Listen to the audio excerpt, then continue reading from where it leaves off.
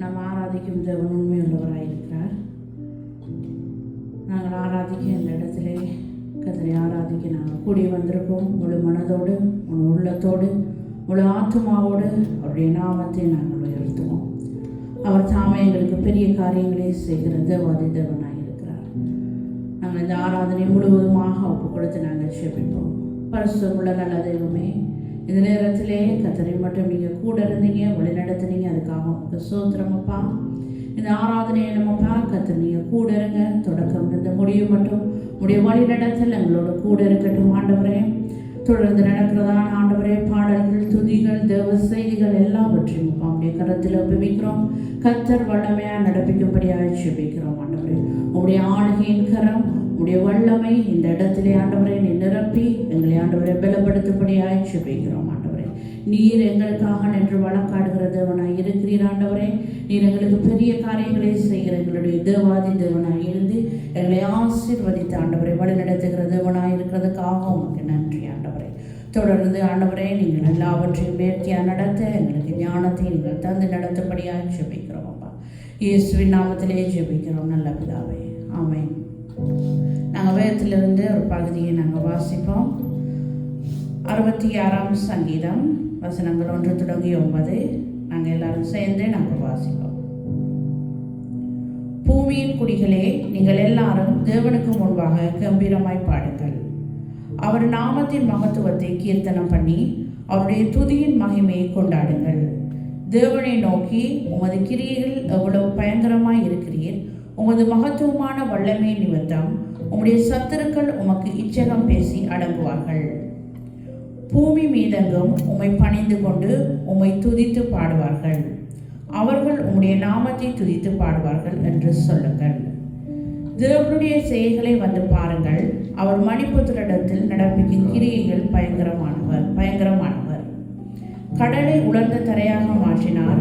ஆற்றை கால்நடையாக கடந்தார்கள். அங்கே அவரில் களி கூர்ந்தோம். அவர் தம்முடைய வல்லமையினால் என்றென்றைக்கு அரசாளுகிறார். அவருடைய கண்கள் ஜாதிகள் மேல் நோக்கமாய் இருக்கிறது. துரோகிகள் தங்களை உயர்த்தாதிருப்பார்களாக.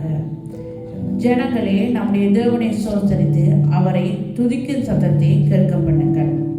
அவர் நம்முடைய கால்களை தள்ளாட போட்டாமல் நம்முடைய ஆத்துமாவை உயிரோடு வைக்கிறார். ஆமென். நன்றி ஆண்டவரே, நீர் எங்களோடு கூட இருந்த ஆண்டவரே. எங்களுக்கு ஆண்டவரே பெரிய காரியங்களை செய்து எங்களை நடப்புகிற எங்களுடைய கண்மலையாகிய தேவனாய் இருக்கிறீர் ஆண்டவரே.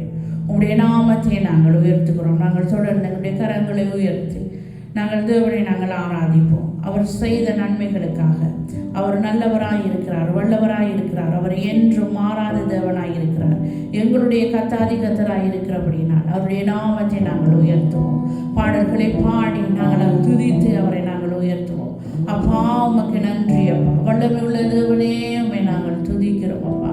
நீர் எங்களுக்குள்ளே வாசம் செய்கிற எங்களுடைய தேவனாய் இருக்கிறீங்கப்பா.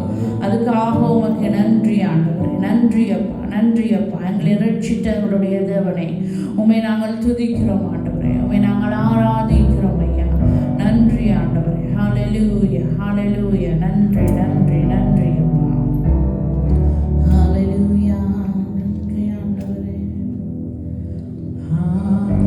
ஹல்லேலூயா,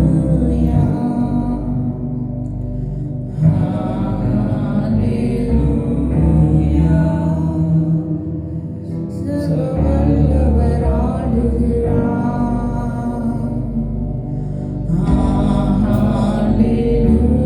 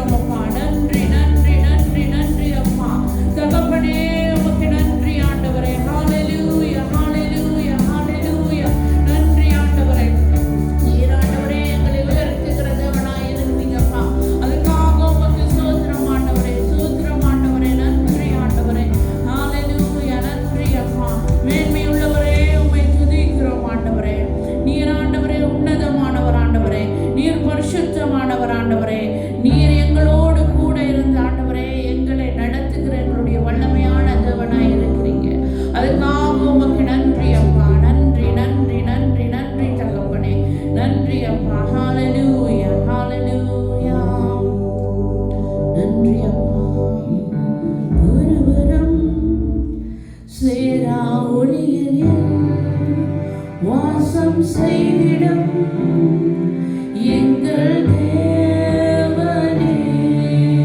மனிதருள் யாரும் கண்டிரா மகிமையுடையவர் எங்கள் தேவனே.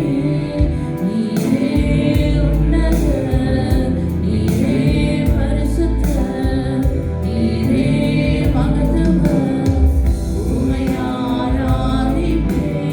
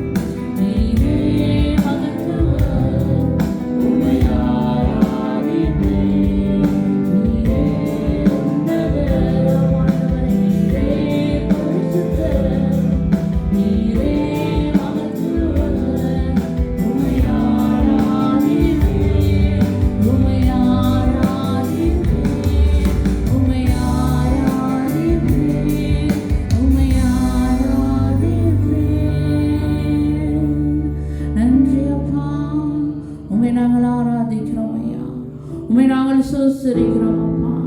நீர் பெரியவர், நீர் இரக்கமுள்ளவர் ஆண்டவரே. நீர் அற்புதங்களை செய்கிற எங்களுடைய தேவன் நீர் அப்பா. உம்மை நாங்கள் துதிக்கிறோம் அப்பா. நீர் ஆண்டவரே எங்களுக்கு பெரியவராயிருந்து ஆண்டவரை போஷிக்கிற தேவனாய் இருக்கிறீங்கப்பா. அதுக்காக உமக்கு சூத்திரம் ஆண்டவரே. நன்றி ஆண்டவரே. எங்களை கண்மணி போல எங்களை காக்கிற தேவன் ஆண்டவரே. கழுகு போல ஆண்டவரே எங்களை சுமக்கிற எங்களுடைய தெய்வம் நீர் ஆண்டவரே. உம்மை நாங்கள் சோஸ்தரிக்கிறோம். நன்றி நன்றி நன்றி நன்றி நன்றி தகப்பனே. நன்றி அப்பா, நன்றி ஆண்டவரே. நீர் பெரியவர் பெரியவர் பெரியவர் ஆண்டவரே.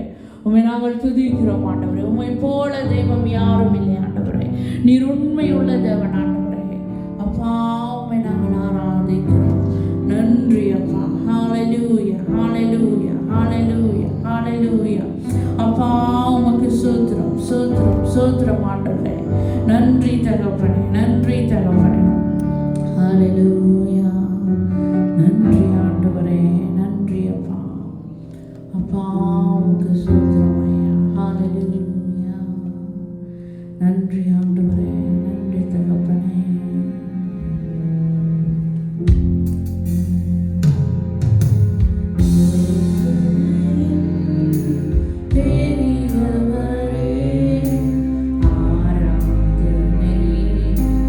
ஆராதனை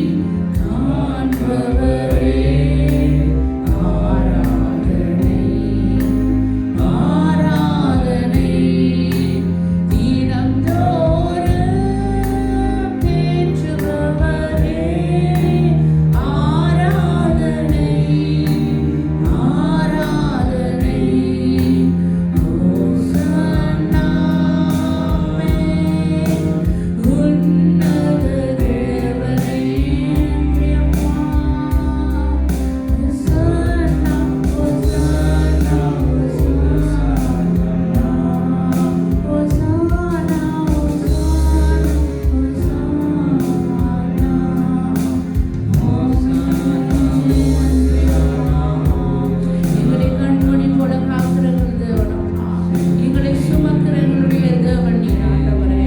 அப்பா எங்களை தேடி ஆண்டவரே எங்களை காண்கின்ற தேவன் நீர் ஆண்டவரே. அப்பா உம்மை நாங்கள் துதிக்கிறோம் அப்பா. தினந்தோறும் எங்களை ஆண்டவரை அரவணைத்து எங்களை தேற்றுகிற எங்களுடைய தேவன் நீர் ஆண்டவரே. நன்றி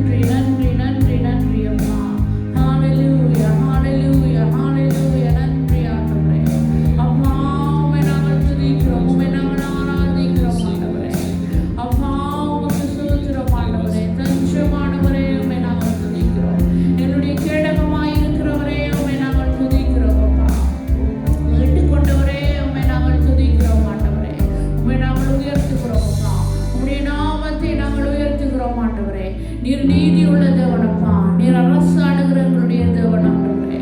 உம்மை துதிக்கிறோம் அப்பா. நீர் நேற்றும் இன்றும் என்றும் ஆண்டவரே மாறாத கத்தாதி கத்தராய் இருக்கிறீங்க. அதுக்காக உம்மை நாங்கள் துதிக்கிறோம் ஆண்டவரே. உம்மை நாங்கள் சோசரிக்கிறோம் ஆண்டவரே. உம்மை நாங்கள் ஆராதிக்கிறோம் அப்பா. நன்றி ஆண்டவரே. நன்றி அப்பா. நன்றி அப்பா. தகப்பனே உம்மை நாங்கள் துதிக்கிறோம் ஆண்டவரே. தகப்பனே உம்மை நாங்கள் ஆராதிக்கிறோம் ஆண்டவரே. நீர் பெரியவர் அப்பா. அதிசயங்களை செய்கிறவருடைய தேவன் நீர் ஆண்டவரே. உமக்கு நன்றி நன்றி நன்றி நன்றி அப்பா. ஹalleluya ஹalleluya ஹalleluya. வல்லமை உள்ளவரே உம்மை நாங்கள் துதிக்கிறோம் ஆண்டவரே. நன்றி தகப்பனே. நன்றி தகப்பனே. ஹalleluya. நன்றி ஆண்டவரே. அப்பா உம்மை நாங்கள் துதிக்கிறோம். நன்றி ஆண்டவரே. ஸ்தோத்திரம் ஸ்தோத்திரம் ஸ்தோத்திரம் பிதாவே. நன்றி தகப்பனே. ஹalleluya ஹalleluya ஹalleluya. நன்றி ஆண்டவரே. நன்றி அப்பா. நன்றி ஆண்டவரே. உம்மை நாங்கள் சோதரிக்கிறோம் அப்பா. உம்மை நாங்கள் உயர்த்துகிறோம் ஆண்டவரே. அப்பா நீர் கரம் பிடித்து ஆண்டவரே எங்களை நடத்துகிற தேவனப்பா. காலமெல்லாம் ஆண்டவரே எங்களை சுமக்கிற தேவனப்பா. எங்களுடைய கண்ணீர்களை துடைத்து ஆண்டவரே எங்களுடைய காயங்களை ஆற்றுகிற எங்களுடைய தேவனாய் இருக்கிறீங்கப்பா. உம்மை நாங்கள் துதிக்கிறோம் ஆண்டவரே. நன்றி ஆண்டவரே. சோத்திரம் அப்பா. சோத்திரம் அப்பா. நன்றி நன்றி நன்றி நன்றி நன்றி அப்பா. ஹalleluya ஹalleluya ஹalleluya. நன்றி நன்றி நன்றி ஆண்டவரே. தகப்பனே உமக்கு சோத்திரம் அப்பா. நன்றி ஆண்டவரே. ஹalleluya. நன்றி ஆண்டவரே. உம்மை நாங்கள் துதிக்கிறோம் துதிக்கிறோம். உம்மை உயர்த்தி உயர்த்தி உள்ள மகிழுதையா. உம்மை நோக்கி பார்த்து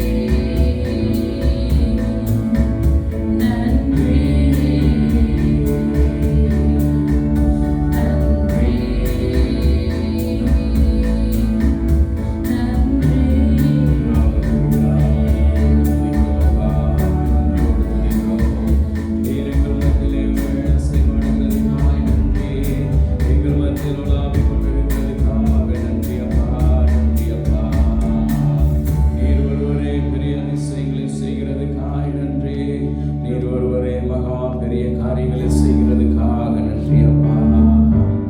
நீர் வாக்கு கடங்காத பெருமச்சுக்களோடு எங்களுக்காய் நீர் வேண்டிக் கொள்ளுகிறவரே, உம்மை நன்றியோடு துதிக்கிறோம் அப்பா. உம்முடைய நாமத்தை உயர்த்துகிறோம், உம்முடைய நாமத்தை உயர்த்துகிறோம் அப்பா. நீர் இந்த வானத்துக்கும் பூமிக்கும் சகல அதிகாரங்களை உடையவரே, உம்மை ஆராதனை செய்கிறோம் அப்பா. உம்மை ஆராதனை செய்கிறோம், உம்மை ஆராதனை செய்கிறோம் அப்பா. தேவாதி தேவனே, உம்மை ஆராதனை செய்கிறோம். நீர் எங்கள் மத்தியிலே கடந்து வந்திருக்கிறதுக்காய் உங்களுக்கு நன்றி செலுத்துகிறோம் அப்பா, நன்றி செலுத்துகிறோம்.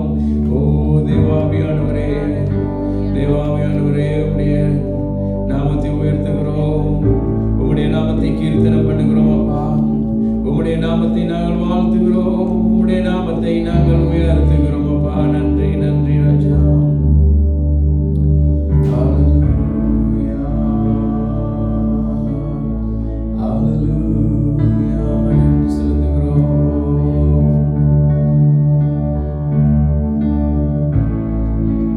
உங்களால் செய்யக்கூடாத எந்த ஒரு காரியமும் இல்லை அப்பா. உங்களால் முடியாத காரியம் எதுவும் இல்லை, முடியாதென்று எதுவுமே இல்லை அப்பா. நீர் சொல்லியும் செய்யாதிருப்பீரோ அப்பா. கர்த்தாவே, உடைய வார்த்தையின்படி தேசத்தையும் ஜாதிகளையும் சொந்தமாகவும் சுதந்திரமாகவும் எங்களுக்கு தருகிறதுக்காய் உங்களுக்கு நன்றி செலுத்துகிறோம் அப்பா. நீர் உமது வல்ல கரத்தை எங்கள் மேல் நீட்டியிருக்கிறீர், நீர் எங்களை நினைத்திருக்கிறீர் அப்பா. உங்களுக்கு நன்றி செலுத்துகிறோம். நம்முடைய மகத்துவமான கரம் எங்கள் மத்தியில் இருக்கிறதுக்காய் உங்களுக்கு நன்றி செலுத்துகிறோம். மனுஷன் முகத்தை பார்க்கிறான், ஆனால் எங்களுடைய கர்த்தர் நீர் உள்ளத்தை பார்க்கிறவர் அப்பா. இன்னைக்கு மனுஷர்கள் ஏதேதோ நினைத்து கொண்டிருக்கலாம், ஆனால் கர்த்தர் நீர் எங்களுடைய உள்ளங்களை கவனிக்கிறீர், எங்களுடைய உள்ளிந்திரியங்களை நீர் ஆராய்ந்து அறிந்திருக்கிறீர் அப்பா. இந்த நாவல் சுவாசம் உள்ள மனுஷன் ஏமாத்தினான். நீர் ஜீவனுள்ளவர், மாறாதவர், மகத்துவமானவர், எப்பொழுதுமே ஒரே மாதிரியான தேவனாய் இருக்கிறீர். நீர் மாறாதவர் அப்பா, மறவாதவராய் இருக்கிறீரப்பா. நன்றியோடு துதிக்கிறோம், உங்களுக்கு நன்றி செலுத்துகிறோம். கர்த்தாவே, இந்த காலை நேரத்தில் உடைய சமூகத்தில் வந்து ஜெபிக்கிறோம் அப்பா. நீர் எங்கள் மத்தியிலே நீர் அசைவாடுகிறதுக்காய் நன்றி, நீர் எங்கள் மத்தியிலே இடைப்படுகிறதுக்காக நன்றி அப்பா. கர்த்தாவே, இந்த நாளில் கூட நீர் எங்களோடு பேசுங்க. உடைய வார்த்தையினாலே கர்த்தாவே, நாங்கள் இந்த கடைசி நாட்களிலே ஆவிக்குள்ளாய் நிற்க கர்த்தர் எங்களுக்கு கிருபை செய்தல்லுங்கப்பா. கர்த்தாவே, இன்றைக்கு மனுஷர்கள் மனம் போன போக்கிலே ஏனோ தானோ என்று வாழ்ந்து கொண்டிருக்கிற இந்த கடைசி காலங்களிலே கர்த்தாவே, ஆவிக்குள்ளாக நிற்கத்தக்கதாய் நீர் எங்களை பலப்படுத்துகிறபடியாய் உங்களுக்கு நன்றி செலுத்துகிறோம். நன்றுடைய தாசன் சொன்னான், கர்த்தருடைய நாளிலே நான் ஆவிக்குள்ளானேன் என்று சொன்னபடி கர்த்தாவே, உமக்குள்ளாய் வாழுகிற இந்த வாழ்க்கையிலே ஆவிக்குள்ளாய் நிற்கத்தக்கதாய் நீர் கிருபை செய்கிறதுக்காய் உங்களுக்கு நன்றி செலுத்துகிறோம், நன்றி செலுத்துகிறோம் அப்பா. கர்த்தாவே, இந்த நாளில் கூட நீர் எங்களோடு இடைப்படுங்க, பேசுங்க, கிருபையா இருந்தாருங்கப்பா. உம்முடைய வல்லமுள்ள கரம் எங்களோடு கூட வந்து நடத்துகிறதுக்காய் உங்களுக்கு நன்றி, நன்றி என்று சொல்லுகிறோம், நன்றி செலுத்துகிறோம், நன்றி செலுத்துகிறோம் அப்பா. உமக்கு நன்றி செலுத்துகிறோம். செய்த எல்லா நன்மைகளுக்காய் உங்களுக்கு நன்றி, எல்லா மகத்துவமான காரியங்களுக்காய் உங்களுக்கு நன்றி செலுத்துகிறோம். ஆராய்ந்து முடியாது, எண்ணி முடியாத அதிசயங்களை, அற்புதங்களை, மகத்துவங்களை நீர் செய்கிறதுக்காக உங்களுக்கு நன்றி. நீங்கள் செய்ய நினைத்திருக்கிறதை எங்களுடைய கண்கள் காணவில்லை, எங்களுடைய காதுகள் கேட்கவில்லை. ஆனாலும் கர்த்தாவே, நீர் எல்லாவற்றையும் நேர்த்தியாகவும் கிரமமாகவும் செய்து முடிக்கிறதுக்காக உங்களுக்கு நன்றி செலுத்துகிறோம். இயேசுவின் நாமத்தில் ஜெபிக்கிறோம் நல்ல பிதாவே, ஆமென், ஆமென்.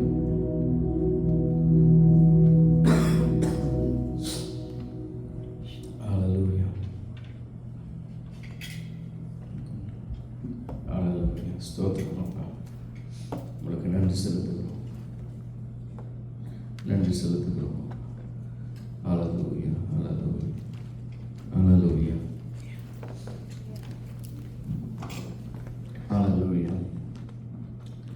ஆனால் இந்த நாளும் கூட கர்த்தருடைய வார்த்தையிலே அவருடைய வசனத்துக்கு நேராக நாங்கள் திருப்பிக் கொள்வோம். எங்களை இந்த கடைசி காலங்களிலே எங்களுடைய இந்த ஜீவன் வாழுகிறதே அவருடைய அந்த ஆவியினால் தான். அவர் எங்கள் மேல் அருளினதான, அவர் எங்கள் மேல் ஊற்றப்பட்டதான அந்த ஆவிதான் இன்றும் எங்களை வாழ வைத்துக் கொண்டிருக்கிறது. இன்றைக்கு மனுஷர்கள் அதை புரியாதபடி இன்றைக்கு எவ்வளவோ காரியங்களை செய்து கொண்டிருக்கிறார்கள்.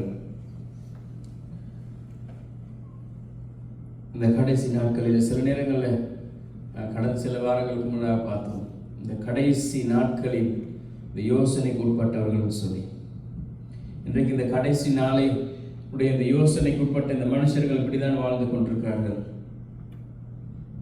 அப்போஸ்தலனாகிய பவுல் சொல்லுகிறான், நீங்கள் மாம்சத்தின்படி பிழைத்தால் சாவீர்கள், ஆவியினாலே சரீரத்தின் செயல்களை அழித்தால் பிழைப்பீர்கள் என்று சொல்லி. நாங்கள் எங்களுடைய மாமிசத்தின்படி வாழுகிற பொழுது இன்றைக்கு அநேகர் இன்றைக்கு மாமிசத்தின்படி தான் வாழ்கிறார்கள், மாமிசத்தின்படி தான் முடிவெடுக்கிறார்கள். திடீரென்று சொல்லி ஒரு காரியம் யோசிப்பார்கள், திடீரென்று ஒரு காரியம் செய்வார்கள், திடீரென்று சொல்லி ஒரு பயணம் போவார்கள். ஆனால் ஆவிக்குள்ளானவர்கள் எப்பொழுதுமே எல்லாவற்றையும் நிதானித்து அறிந்து யோசித்து கர்த்தருடைய வார்த்தையின்படி அவற்றை நிதானித்து அறிகிறார்கள். இந்த நாளில் கூட நாங்கள் பார்க்க போகிறோம், லைஃப் த்ரூ த ஸ்பிரிட், ஆவியினால் வாழ்கிறதான ஜீவன். எப்படி ஒரு ஜீவன், ஆவியினாலே வாழ்கிற ஒரு ஜீவன் எப்படி இருக்கும் என்று சொல்லி இந்த நாளிலே, அதாவது ஆவிக்குரிய நிலைமையிலே வாழ்கிறதான அந்த ஜீவன் எப்படி இருக்கும் என்று சொல்லி இன்றைய நாளில் கூட நாங்கள் பார்க்க போகிறோம். ரோமருக்கு எழுதிய நிருபம் 8வது அதிகாரம் 13வது வசனத்திலிருந்து 15வது வசனம் வரைக்கும், ரோமர் 8வது அதிகாரம் 13வது வசனத்திலிருந்து 15வது வசனம் வரைக்கும். மாம்சத்தின்படி பிழைத்தால் சாவீர்கள், ஆவியினாலே சரீரத்தின் செய்கைகளை அழித்தால் பிழைப்பீர்கள். மேலும் எவர்கள் தேவனுடைய ஆவியினாலே நடத்தப்படுகிறார்களோ அவர்கள் தேவனுடைய புத்திரராய் இருக்கிறார்கள். அந்தபடியும் திரும்பவும் பயப்படுகிறதற்கு நீங்கள் அடிமைத்தனத்தின் ஆவியை பெறாமல் அப்பா பிதாவே என்று கூப்பிட பண்ணுகிற புத்திர சுவிகாரத்தின் ஆவியை பெற்றீர்கள். இந்த இடத்துல அப்போஸ்தலனாகிய பவுல் ஒரு அருமையான ஒரு விளக்கத்தை கொடுக்கிறான். இந்த ஆவியினாலே வாழ்கிற இந்த ஜீவன், அப்பா பிதாவே என்று கூப்பிடுகிற இந்த ஜீவன் எப்படிப்பட்ட ஜீவனாய் இருக்கிறது என்கிறதை அழகாக தெளிவாக அவன் சொல்லுகிறான். இன்றைக்கு அநேக கிறிஸ்தவ பிள்ளைகள், இன்றைக்கு அநேக தேவனுடைய பிள்ளைகள் வேதாகமத்தை வாசிக்கிறாங்க, ஆனால் அதை சரியா புரிஞ்சு கொள்றதில்லை. சபைக்கு செல்லுகிறார்கள், ஆனால் மாம்சத்தின் படி வாழ்கிறார்கள்.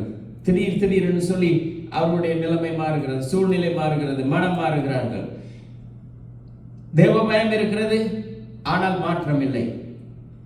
தேவனுக்கு பயந்து வாழுகிறோம் என்று நினைக்கிறாங்க, ஆனால் அவருடைய வாழ்க்கையில எந்த ஒரு மாற்றமும் வருகிறதா ஒரு சாத்தியக்கூறும் இல்லை. ஆனால் கிறிஸ்தவர்களா இருக்கிறாங்க. இன்னைக்கு கிறிஸ்தவர்களாகவே இருந்து கொண்டு கிறிஸ்துவை விட்டு தள்ளி இருக்கிறார்கள். கிறிஸ்தவர்கள் என்று சொல்லிக்கொண்டு கிறிஸ்துவை விட்டு தள்ளி இருக்கிறார். காரணம் என்னன்னு சொன்னால், அதான் பவுல் சொல்கிறார் ரோமருக்கு எழுதும் பொழுது, நீங்கள் மாம்சத்தின்படி பிழைத்தால் சாவீர்கள்.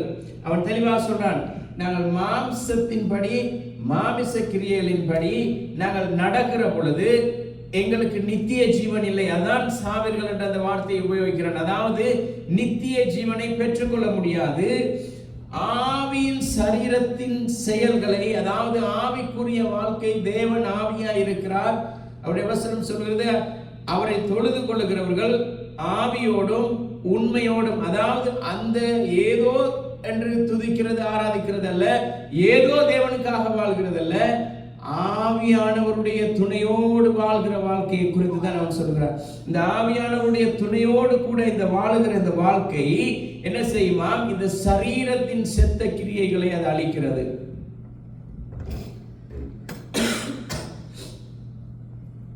இன்றைக்கு ஆவியினாலே நாங்கள் நடத்தப்படுகிற பொழுதுதான், இன்றைக்கு மாம்சத்தினால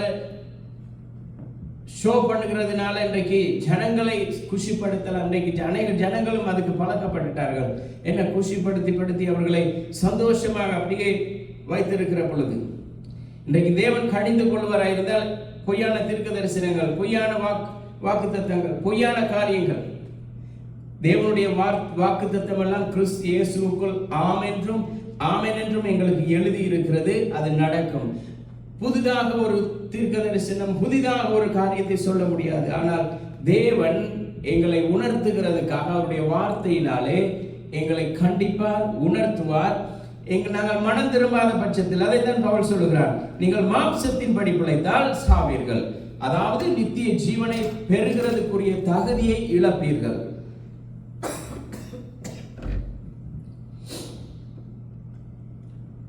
அப்போஸ்தலனாகிய பேதுரு சொல்றான், சிலர் வேத வாக்கியங்களை திரித்து தங்களுக்கே அழிவை உண்டு பண்ணி கொள்ளுகிறார்கள். அவன் தெளிவாக சொல்லுகிறான், இன்றைக்கு தங்களுக்கு ஏற்ற வண்ணமாகவே இந்த பழைய ஏற்பாடு புதிய ஏற்பாடு எல்லாவற்றையும் பிரித்து மேய்ந்திருக்கிறார்கள். எப்படி மேய்ந்திருக்கிறார்கள்? தங்களுக்கு தேவையான பொழுது பழைய ஏற்பாடு தேவைப்படும், தங்களுக்கு தேவையில்லாத நேரத்திலே பழைய ஏற்பாடு எதிரிகளாகுவார்கள். தங்களுக்கு தேவையான பொழுது இயேசு கிறிஸ்துவினுடைய செய்தி, சத்தியம், சுவிசேஷம் அவர்களுக்கு ஆசீர்வாதமாக இருக்கும். தங்களுக்கு தேவையில்லாத நேரம் பவுலா இருக்கலாம், யாரா இருக்கலாம், அது வார்த்தை தானே, அது இப்படி தானே. ஆனா வேதம் சொல்லுகிறது, தங்களுக்கு ஏற்ற விதமாய் அவர்கள் என்ன செய்கிறார்கள்? திரித்து அந்த வார்த்தையை தங்களுக்கு ஏற்றாற் போல் மாற்றிக் கொள்கிறார்கள்.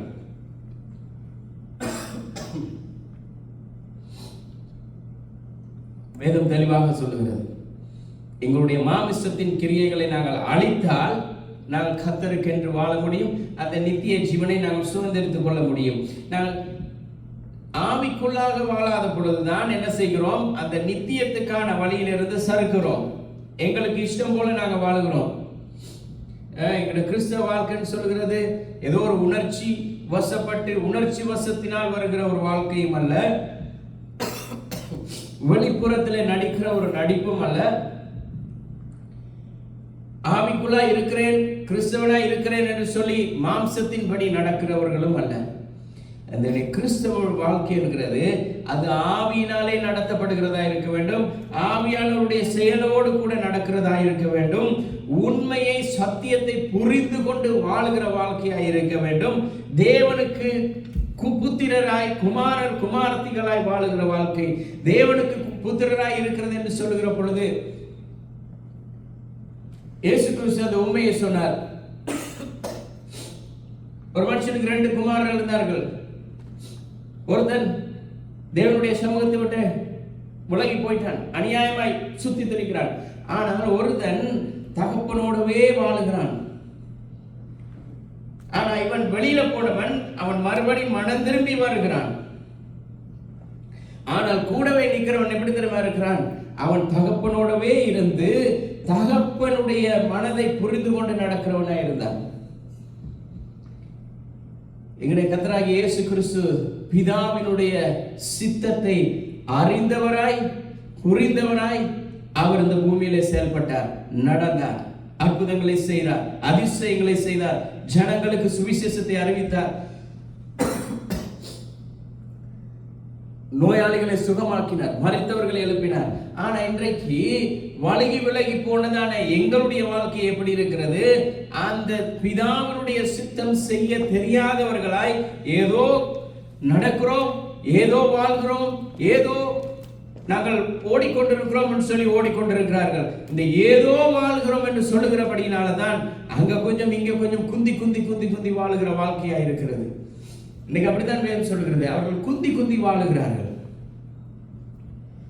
ஆனால் இந்த மாம்சத்தின் படி வாழுகிறதால் இந்த வாழ்க்கையில இருக்கிற ஆபத்தை குறித்து பவுல் அழகா தெளிவாக சொல்லுகிறார். ரோமர் 8வது அதிகாரம் 13வது வசனத்திலே அவன் சொல்லுகிறான், நீங்கள் மாம்சத்தின் படி பிழைத்தால் சாவீர்கள். அதாவது மாமிசத்தின் படி நீங்கள் பிழைத்தால், நடந்து கொண்டால், மாம்சத்துக்கு ஏற்ற விதமாய் நடந்து எங்களை குஷிப்படுத்தி கொண்டு சமாதானப்படுத்தி கொண்டு சந்தோஷப்படுத்தி கொண்டு காரியங்களை செய்வோமாய் இருந்தால், எங்களுடைய மாமிசம் அந்த நித்திய ஜீவனுக்கு பெரிய ஒரு எதிராளியாக மாறிவிடும். அந்த நித்திய ஜீவன் எங்களை விட்டு தள்ளி போயிடும். நித்திய ஜீவன் எங்களை விட்டு தள்ளி போகிற பொழுது நித்திய நரகத்துக்கு எங்களை அழைத்து செல்கிறது.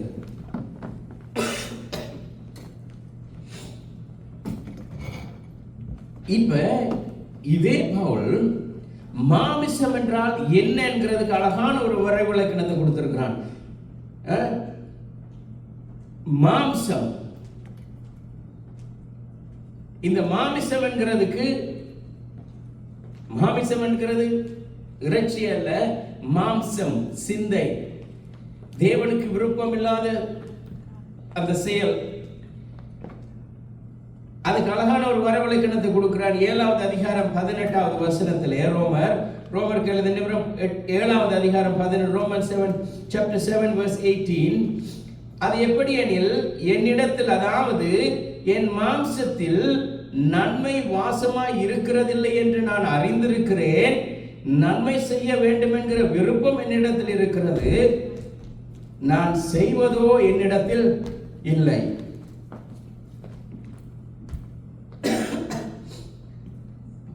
அவன் சொல்லுகிறான் தெளிவாக, நன்மை செய்ய வேண்டும் என்கிற அந்த எண்ணம் இருக்கிறது, ஆனால் அது வருகிறது இல்லை, அது வர முடியதில்லை, என்னிடத்தில் அது வெளிப்படுகிறது இல்லை என்று சொல்லி. இன்றைக்கு ஜனங்கள் முகத்தை பார்த்து முகதாட்சணியம் பண்ணி கொண்டிருக்கிறார்கள். ஆனால் கர்த்தர் சாமுவேலுக்கு சொன்னார், நீ முகத்தை பார்க்கிற, ஆனால் தேவன், நான் ஒருவனுடைய உள்ளத்தை பார்க்கிறேன். எங்களுடைய இருதயம் எப்படி இருக்கிறது, எப்படிப்பட்டதா இருக்கிறது என்பதை அவர் அறிந்திருக்கிறார். ஆகவேதான் அவர் சொல்கிறார், நன்மை செய்ய வேண்டும் என்கிற அந்த ஆசை இருக்கிறது, அது செய்ய முடியாதபடி ஏதோ என்னை தடுக்கிறது. இதுதான் மாமிசம். அந்த வசனத்தில் அழகா சொல்றார், மாமிசம் என்கிறதுக்கு அழகான வரை விளக்கணும், இதை விட வேற எதுவும் தேவையில்லை. அவர் சொல்றார், அது எப்படி என்னிடத்தில், அதாவது என் மாமிசத்தில் நன்மை வாசமாய் இருக்கிறதில்லை என்று நான் அறிந்திருக்கிறேன். நன்மை செய்ய வேண்டும் என்கிற விருப்பம் என்னிடத்தில் இருக்கிறது, நன்மை செய்வதோ என்னிடத்தில் இல்லை. அந்த ஆசை இருக்கிறது, ஆனால் அதை செய்ய முடியாதபடி அது தடுக்கிறது. அதுதான் எங்களுடைய அந்த பாவ இயல்பு. தேவனை விட்டு பிரிந்திருக்கிறதான மனித இயல்பு, சுயநலமான வாழ்க்கை. தேவைப்படுகிற பொழுது தேவனை தேடுவோம், தேவைப்படுகிற பொழுது அவர்களிடத்தில் போவோம், தேவைப்படுகிற பொழுது அவர்களுக்காக வாழ்வோம், தேவைப்படுகிற பொழுது இவர்களோடு கைகோர்ப்போம், தேவைப்படுகிற பொழுது எங்களுக்கு தேவையான நேரம், எங்களுக்கு ஏதுமான நேரம். இது சுயநலமானதாக இருக்கிறது. அதான் கலாத்தியர்ல சொல்கிறார், மாம்சத்தின் கிரியைகள் வெளியரங்கமாய் இருக்கிறது, அது மறைவா இருக்கு, அது வெளியரங்கமா இருக்கு, எல்லாருக்கும் தெரியும். அவர் சொல்றார், கலாத்தியர் 5வது அதிகாரம் 19 28 சொல்றார், மாம்சத்தின் கிரியைகள் வெளியரங்கமாய் இருக்கிறது. அவையாவன விபச்சாரம், வேசித்தனம், பாவம், கோபம், காமம், பெருமை, பொறாமை, கசப்பு, இச்சை, உலக ஆசைகள், இது எல்லாமே மாமிசத்தின் இது வெளியரங்கமாய் இருக்கிறது.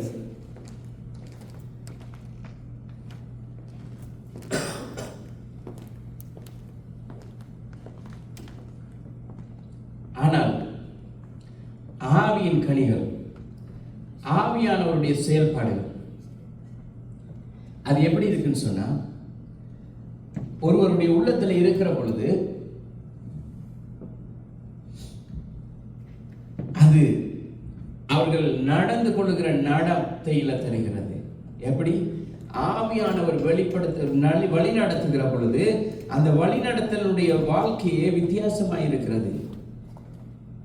ஏன்னா சிலுவையை பற்றிய உபதேசம் கெட்டு போகிறவர்களுக்கு பைத்தியமாய் இருக்கிறது. ரட்சிக்கப்படுகிற நமக்கோ அது தேவபலனா இருக்கிறது. ஏன்னா சில நேரங்களில் சில வார்த்தைகளை சொல்லும் பொழுது கஷ்டமா இருக்கும், வேதனையா இருக்கும். ஆனா பின்ன அதை என்ன செய்யும்? அது ஒரு சந்தோஷத்தை கொண்டு வந்து தரும். பவுல் சொல்லுகிறான், இந்த மாமிசமான இந்த கிரியைகளை விட்டு விலகுங்கள். ஏன்னு சொன்னால் மாம்சத்தின் கிரியைகள் எல்லாம் வெளியரங்கமாய் இருக்கிறது. ஆனால் இந்த ஆவியின் கனிகள் அது மிகவும் அன்பானது, அது மிகவும் அருமையானது. அவற்றை தேடி கண்டுபிடிக்கிறது கஷ்டம். அதனாலதான் ஆண்டவர் சொன்னார், ஆண்டவராகிய தேவன் சொன்னார் பழைய ஏற்பாடிலே, மனுஷனுடைய இருதயத்தின் நினைவுகளின் தோற்றம் எல்லாம் நித்தமும் பொல்லாததா இருக்கிறதுன்னு சொன்னார். தேவன் சொன்னார், மனிதனுடைய இருதயத்தின் நினைவுகளை எல்லாம் அது பொல்லாததா இருக்கிறது. அதனால்தான் தேவன் இந்த பூமியை அழிக்க வேண்டி இருந்தது. ஆனால் நம்முடைய கர்த்தராகிய இயேசு கிறிஸ்து எபேசியர் 2வது அதிகாரம் 1வது 3வது வசனத்தில் சொல்லுகிறார். எபேசியர் chapter 2 verse 1 to 3 அழகாக சொல்லுகிறார், அவர் நம்மை உயிர்ப்பித்திருக்கிறார். மனுஷனுடைய இருதயம் நித்தமும் பொல்லாததும் திருக்குள்ளதும் கேடுள்ளதும் வஞ்சகம் நிறைந்ததும் சூதுவாதுள்ளதும், இப்படிப்பட்ட இருதயத்தை நம்முடைய கர்த்தராகிய இயேசு கிறிஸ்து என்ன செய்தார்? அது எல்லாவற்றையும் மாற்றி உயிர்ப்பித்திருக்கிறார். இது உயிர்ப்பித்ததான் இந்த ஆவியால் தான் அவைகளிலே நீங்கள் முற்காலத்திலே இவ்வுலக வழக்கத்தின் ஏற்கபடி கீழ்ப்படியாமையின் பிள்ளைகளிடத்தில் இப்பொழுது கிரியை செய்கிற ஆகாயத்து அதிகார பிரபுவாகிய ஆவிக்கேற்றபடியாகவும் நடந்து கொண்டீர்கள். அதாவது இந்த உலகத்தினுடைய இந்த உலகத்தினுடைய அதிபதி என்ன சொல்லுகிறானோ, மாம்சத்துக்கு அதிகாரியா இருக்கிறவன் என்ன சொல்லுகிறானோ அதன்படி முன்னே வாழ்ந்தீர்கள். இப்பொழுது இல்ல, உங்களால் ஆன மட்டும், அவர் சொல்றார், உங்களால் ஆன மட்டும் எல்லாரோடும் சமாதானமாயிருங்கள் சொல்லி. ஆனால் இன்றைக்கு அதுதான், இன்றைக்கு உலகத்து மனுஷன் எவ்வளவோ மேன்மையானவர்களாக இருக்கிறார்கள். இன்றைக்கு கிறிஸ்தவ பிள்ளைகளிடத்துல தான் போட்டி, பொறாமை, வைராக்கியம், குரோதங்கள், இருமாப்பு. காரணம் என்னன்னு சொன்னா, அவர்கள் ஆவிக்கேற்றபடி ஆவியானவருடைய வழிநடத்தலின்படி நடக்கிறது இல்ல. அவர்கள் மனுஷன் சொல்றதை கேட்டு மாறுகிறார்களே ஒழிய ஆவியானவருடைய சத்தத்துக்கு செவி கொடுப்பார்களா இருந்தால் ஆவியானவர் சொல்வார், முடிந்த அளவு உங்களால் ஆன மட்டும் எல்லாரோடும் சமாதானமாயும் சந்தோஷமாகவும் இருக்கும் என்று அவர் எங்களை உயிர்ப்பித்திருக்கிறார். ஏன்னா மனுஷனுடைய நினைவுகள் தோற்றம் எல்லாமே பொல்லாததா இருக்கிறது. ஆனா இந்த மாம்சமான காரியம் மூன்று விஷயங்களை அதை உண்டாக்குகிறது. இந்த மாம்ச எண்ணம் ஆவிக்குரிய மரணத்தை உருவாக்குறது. அதான் யாக்கோபுல சொல்றாரு, எங்களுடைய ஆராதனையில, எங்களுடைய ஜெபத்துல, எங்களுடைய ஆவிக்குரிய வாழ்க்கையில ஒரு அனல் இருக்காது.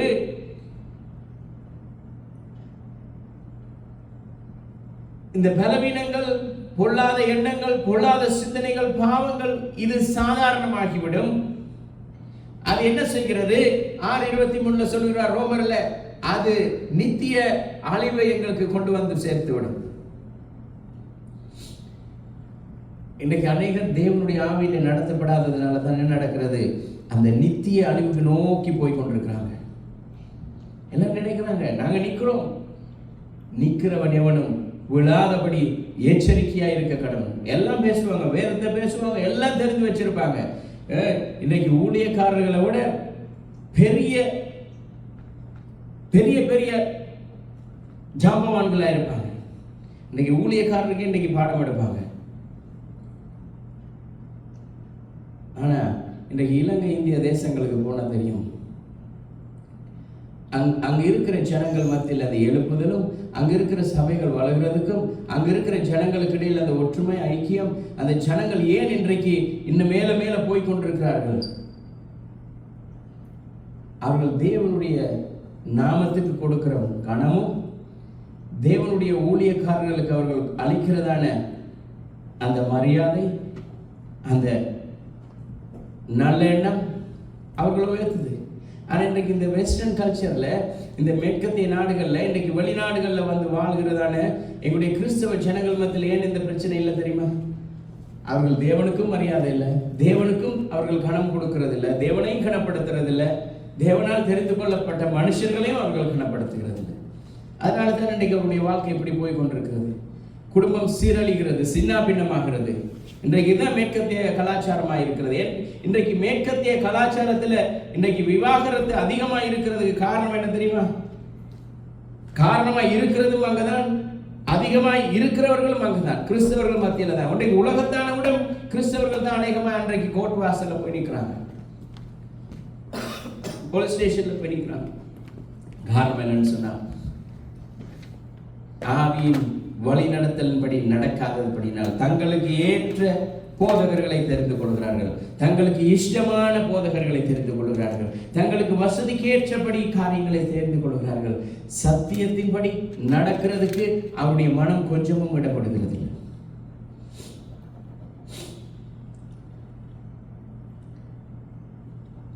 ஆனால் இந்த மாமிசத்தினுடைய எண்ணங்களை அழிக்கிறதுக்கு தேவனுடைய ஆவி அது வல்லமை உள்ளதா இருக்கிறது. அது இந்த மாமிசத்தை விட வல்லமை உள்ளதா இருக்கிறது. ஆனால் ஒரே ஒரு காரியம், அந்த மாமிசத்தை அழிக்கிற அந்த வல்லமை அந்த ஆவியானவருக்கு, அந்த ஆவியானவருடைய செயல்பாடுக்கு இருக்குமா இருந்தால் இந்த மாமிசம் அது சாக வேண்டும், ஆவி அங்கே உயிர் படைய வேண்டும். 8வது அதிகாரம் 13வது வசனத்திலே 2வது பகுதியில் சொல்றார், ஆவியினாலே சரீரத்தின் செயல்களை அதாவது ஆவியினாலே இந்த சரீரத்தினுடைய மாமிசத்துல, இந்த சிந்தனையில, இந்த செயல்களில, இந்த எண்ணத்துல, எங்களுடைய இருதயத்துல தோன்றுகிறதான இந்த காரியங்களை அழிக்கிறதுக்கு அந்த ஆவி வல்லமை பெற்றதாய் அதை அழித்து ஓடுகிறது. சொல்ற அழிக்கிறது, கொள்ளுகிறது அப்படின்னு சொன்னால் அவை இல்லாமல் போகிறது, சிலுவையில அறையப்பட்டிருக்கிறது. அதை ஆண்டவராகிய இயேசு கிறிஸ்து முடிவுக்கு கொண்டு வந்து விட்டார். அதான் அதனுடைய அர்த்தம். அதாவது கிறிஸ்தவர்கள் சொல்லும் பொழுது வெளிப்புறமாக நாங்கள் கிறிஸ்தவர்கள் கிறிஸ்தவர்கள் கிறிஸ்தவர்கள் சொல்லி எல்லா பக்கமும் பேரோட்டி கொண்டு தெரிகிறதல்ல, எல்லா பக்கத்தில் நாங்கள் கிறிஸ்தவர்கள் தான் சொல்லி சொல்லி சொல்லி தெரிகிறதல்ல. அது பரிசுத்த ஆவியினால், ஆவியானவரால் நடத்தப்பட்டு உணர்த்தப்பட்டு நடந்து செல்லுகிறதான வாழ்க்கை. இயேசு சொன்னார், லூக்கா 9வது அதிகாரம் 23வது வசனம், கர்த்தருடைய வார்த்தையின்படி நடந்து அந்த ஆவிக்குரிய வாழ்க்கை, ஆவியினுடைய வழிநடத்தல் நடக்கிற மனுஷன் என்ன எப்படி இருப்பான் தெரியுமா?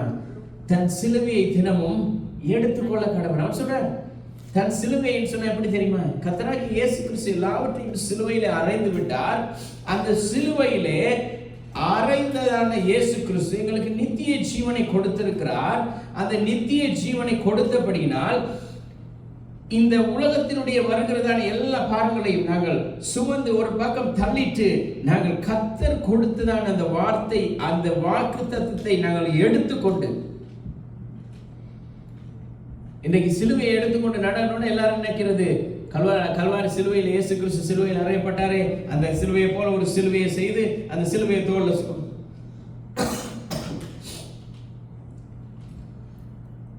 எங்களுடைய பாவங்கள், எங்களுடைய மீறுதல்கள் எல்லாம் அவர் சிலுவையில் சுமந்து அவர் ஏற்றுக்கொண்டு போனார். நாங்களும் மற்றவர்களுடைய பாரங்கள், காரியங்களை சுமந்து ஏற்றுக்கொண்டு போகிற பொழுது அவர்களுக்கு நாங்கள் நற்காரியங்களை ஆவியானவருடைய ஏவுதலின்படி செய்ய நினைக்கிற பொழுது ஆவியானவர் எங்களுக்கு ஏவப்பட்டு இந்த காரியங்களை செய்தபடினால்தான் இந்த தேசத்துக்கு வந்து இந்த தேசத்துக்காக யாரிடமும் கையேந்தாதபடி கர்த்தர் எங்களை அழைத்திருக்கிறார். கர்த்தர் எங்களுடைய சொந்த காரியங்களையும் அவர் சரிவர செய்கிறார். கர்த்தருக்காக வாழுகிற செய்கிற ஊழியங்களுக்காகவும் அவர் வழிகளை திறக்கிறார்.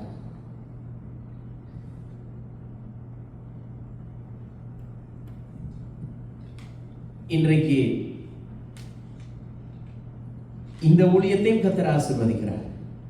ஜனங்களிடத்துல அதுக்கு பணம், இதுக்கு பணம், எல்லாவற்றுக்கும் பணம் அப்படி சொல்ற சபையிலும் கர்த்தருடைய செயல்பாடு நடக்கிறது. ஆனால் கர்த்தர் எதை எங்களுக்கு கொடுத்திருக்கிறார், கர்த்தருக்காக செய்கிற பொழுது அங்கேயும் கர்த்தர் செயல்படுகிறார். ஆனால் வித்தியாசம் என்னன்னு சொன்னால், இது கர்த்தருக்காக வாழ்கிற வாழ்க்கை. சிலர் தங்களுக்காக வாழ்கிற, தங்களுக்காக, தன்னுடைய குடும்பம், தன்னுடைய பிள்ளைகள், தன்னுடைய சந்ததி அப்படியே பரம்பரையாய் மன்னர் ஆட்சியில் இருக்கிறது போல அப்படியே இருந்துட்டே இருக்கும். சபையில் தகப்பன், அதுக்கு பிறகு மகன், அதுக்கு பிறகு பேர பிள்ளை, இப்படியே வந்து கொண்டிருக்கோம். ஆனால் கர்த்தர் அதுக்கு எங்களை அழைக்கல. கர்த்தர் எங்களை அழைத்தது நோக்கமே கர்த்தர் எங்களை இந்த பூமியில எங்களை அழைத்திருக்கிறது நோக்கமே, அவர் சொன்னார், முழு உலகத்துக்கும் போய் சர்வ சிருஷ்டிக்கும் இந்த சுவிசேஷத்தை சொல்லுங்க, எல்லாரையும் சீஷராக்குங்க. அதுல ஏதோ ஒரு சீசன் உங்களுக்கு உதவியா இருப்பாங்க, அந்த சீசன் தான் உங்களுக்கானது. என்னுடைய வாழ்க்கையில அடிக்கடி ஞாபகம் வருகிற பலப்படுத்துகிற ஒரே ஒரு காரியம் இதுதான்.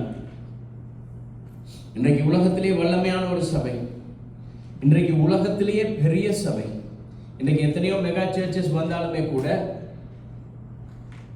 அந்த சபையை யாராலும் பிடிக்க முடியாமல் இருக்க காரணம் என்னன்னு சொன்னால், அன்றைக்கு தேவன் அவருக்கு கொடுத்த வெளிப்பாடு, அந்த ஆவியானுடைய செயல்பாடு. அவர் சபையை ஆரம்பிக்கும் பொழுது கொரியாவிலே, இன்றைக்கு உலகத்திலேயே பெரிய சபை கொரியாவில் தான் இருக்குது. அவர் அந்த சபையை ஆரம்பிக்கும் பொழுது அவருடைய சபையில இருந்த ஜனங்கள், அந்த ஊழியக்காரரும் அவருக்கு வரப்போகிற மனைவியும் அந்த மனைவியினுடைய தாயாரும், இவர்கள் தான் இந்த சபையினுடைய ஆத்துமாக்களாக இருந்தார்கள். அதாவது அவர் இன்னும் திருமணமாகவில்லை, திருமணமாக போகிறார். திருமணம் முடிக்க போகிற அந்த ஸ்திரியும் அந்த ஸ்திரியினுடைய தாயாரும் அந்த குடும்பம் தான் அங்க அந்த சபைக்கு அங்கத்தவர்களாக இருந்தார்கள். எத்தனையோ வருஷம் சென்றது, வருஷமாகினது. தேவன் சபையில ஜனங்களை கொண்டு வந்து சேர்த்தார். இன்றைக்கு முழு உலகத்துக்கும் பெரிய ஒரு சபையா இருக்கிறது. அதுக்கு பிறகு எத்தனையோ காரியங்கள் சபைக்குள்ள உழவுகள் நடந்தாலும் இன்னும் அந்த சபை விழாதபடி நிற்கிறதுக்கு காரணம் ஆவியானவருடைய வழி நடத்தின்படி நடக்கிறதுனால. மனுஷன் நினைக்கலாம், நாங்கள் இல்லைன்னு சொன்னா ஒன்றுமில்லை. கர்த்தர் சொல்லுகிறார், நான் உன்னை அழைத்த தேவன், நான் உன்னை பெயர் சொல்லி தாயினுடைய கர்ப்பத்தில் இருக்கும் பொழுது உன்னை பெயர் சொல்லி அழைத்தேன். ஆவியானவருடைய செயல்பாடுக்கு எங்களை நாங்கள் ஒப்பு கொடுத்து நடக்கிற பொழுதுதான் ஆசீர்வாதம் வருகிறது. இல்லாவிட்டால் கஷ்டப்பட்டு தான் ஓடணும். இன்னைக்கு குடும்பத்தை நடத்தவே கஷ்டமா இருக்கும். அதனாலதான் இன்றைக்கு அநேகர் ஊழியத்துக்கு வரதில்லை. என்னன்னு சொன்னா, குடும்பத்தை நடத்தவே கஷ்டம், ஊழியத்துக்கு வந்தா ஊழியத்துக்கு ஒரு செலவு, அப்ப காணிக்கை எடுக்கணும். எலியா பஞ்சம் வந்தது, ஒரு இடத்துலயும் சாப்பாடு இல்லை, ஒரு காரியமும் இல்லாத நேரத்துல எலியாவை போஷிக்கிறதுக்கு தேவன் சாரிபாத் ஒரு விதவையை வைத்திருந்தார். ஆனால் இன்றைக்கும் கர்த்தருடைய ஊழியத்தை, அவருடைய சத்தத்தை கேட்டு ஆவியானவருடைய வழிநடத்தலின்படி செய்கிற பொழுது அவர் சாரிபாத்தை போல எத்தனையோ காரியங்களை எங்களுக்கு ஏற்படுத்தி கொண்டே இருப்பார்.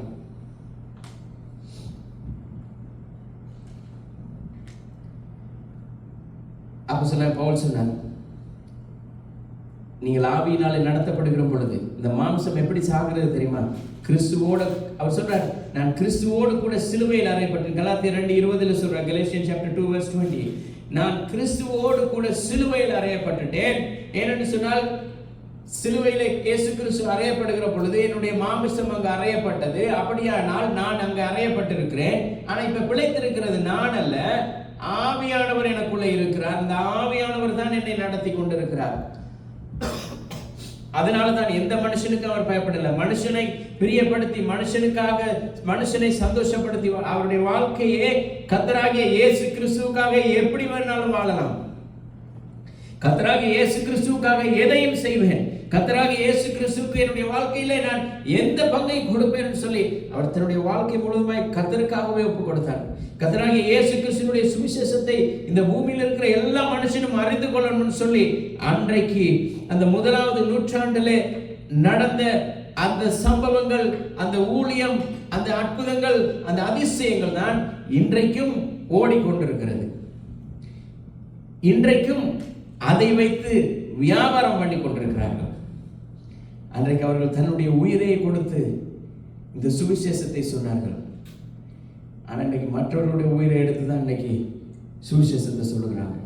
அதுவும் சொல்றதில்லை. அப்போஸ்தலனாகிய பவுல் கொலோசியருக்கு எழுதும் பொழுது 3வது அதிகாரம் 5வது வசனத்தில் சொல்றார், எப்படி எங்களுடைய அவயவங்களை, எங்களுடைய இந்த மாமிசமான எண்ணங்களை கொண்டு வருகிற இந்த அவயவங்களை எல்லாம் அப்படியே அவித்து போடுங்கள். எப்படி அவிக்கிறது? எப்படி அழிக்கிறது? தேவனுடைய வார்த்தையினால். இன்றைக்கு மனுஷர்கள் தேவனுடைய வார்த்தையை தங்களுக்கு ஏற்ற மாதிரி பிரித்துக் கொள்கிறபடினால தான் அது வழங்கிக் கொள்ளாமல் இருக்கிறது. ஏனென்று சொன்னால் அவர்கள் தங்களுக்கு ஏற்ற, தங்களுக்கு தேவையான நேரம் பழைய ஏற்பாடு வேணும், தங்களுக்கு தேவையான நேரம் புதிய ஏற்பாடு வேணும், தங்களுக்கு தேவையான நேரம் இயேசு கிறிஸ்துவினுடைய உபதேசம், தங்களுக்கு தேவையான நேரம் பவுலுடைய உபதேசங்கள், எல்லாவற்றையும் தங்களுக்கு ஏற்ற நேரத்திலே மாத்திரம் உதவி செய்வார்கள். மற்ற நேரம் மற்ற காரியங்கள் அவர்களுக்கு புறம்பாக இருக்கும். வசனம் சொல்லுகிறது, எபிரேயர் 4:12 அழகா சொல்றார், இந்த வசனமானது எல்லாவற்றையும் வெளியரங்கமாக கொண்டு வருகிறது. எல்லாவற்றையும் கொண்டு வரும். அது வெளியரங்கமாய் கொண்டு வந்து தேவனுடைய வார்த்தை உணர்த்துகிற பொழுதுதான் சிலருக்கு இருக்க முடியாது, சிலருக்கு இருக்கவே முடியாது. கடைசி என்ன நடக்கிறது? மற்றவர்களை குறை சொல்லியே என்ன நடக்குது? எங்களுடைய வாழ்க்கையை ஓட்டி கொண்டிருக்கிறது. ஆனால் வேதம் தெளிவாக உணர்த்தும். Hebrew chapter 4 and verse 12.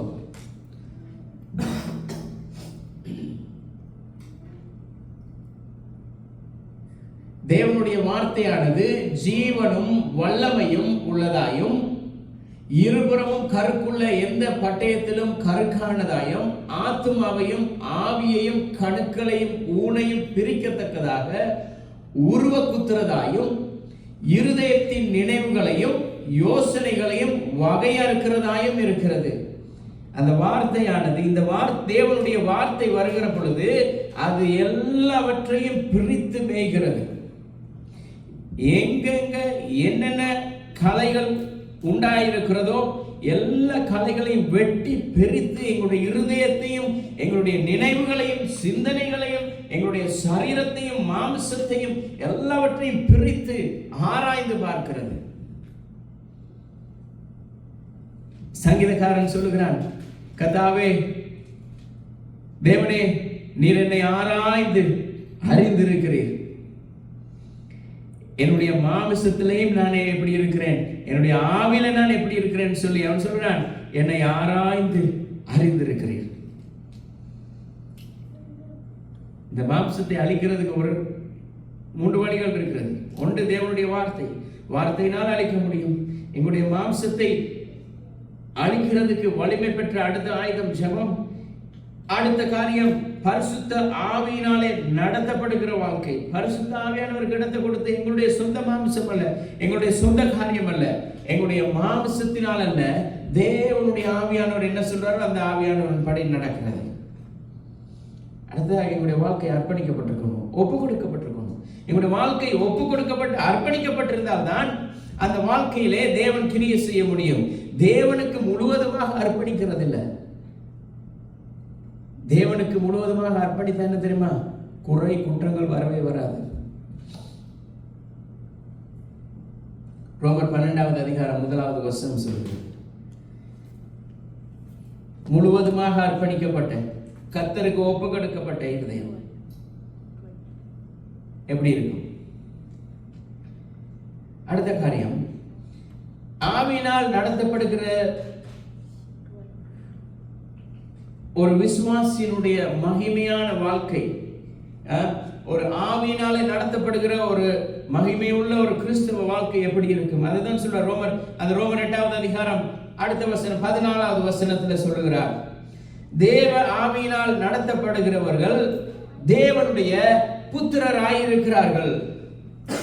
அப்போஸ்தலனாகிய பவுல் சொல்லுகிறார், தேவனுடைய ஆவியினாலே நடத்தப்படுகிறவர்கள் எப்படி இருக்கிறார்களாம்?